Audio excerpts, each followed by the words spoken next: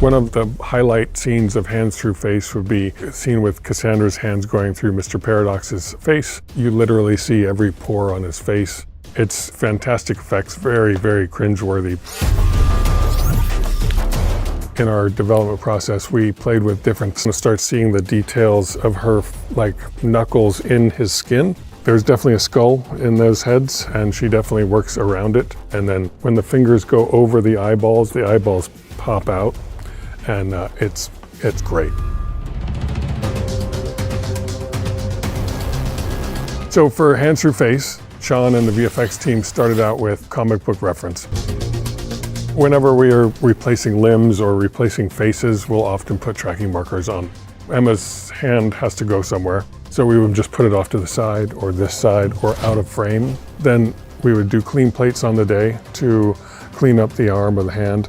And then in post, we would do a fully digital hand and arm, and then into a mostly digital Matthew McFadden face. Then we go into detailed animation, and that would be getting the details of the fingers, sliding over the skull just right, getting it over the forehead and dipping into the eye socket, that kind of thing. And then we go into a final detailed sculpting and creature pass, and that's where you really would figure out, like if she was wearing a ring, you would see the ring in there or the knuckle. Ring, please. Oh my God. Our heroes go to Cassandra's lair twice. The first time they go, that's when Cassandra meets them all and when she puts her hands through Deadpool's face. The second time they go, we call it the assault, and it's the big battle near the end of the movie. That's when Wolvie gets his hands through face routine. What's going on in here? The assault is a really great example of just a huge collaboration between stunts, camera department, visual effects, props, everything. For a superhero movie, we tried to keep the whole movie fairly grounded. Whenever we can do live action stunts, we do them always as much as we can.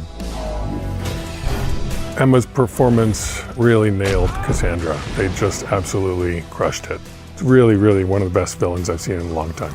Basically a complex psychopath, but a villain that we all have grown to love, to hate. Why is this so silly?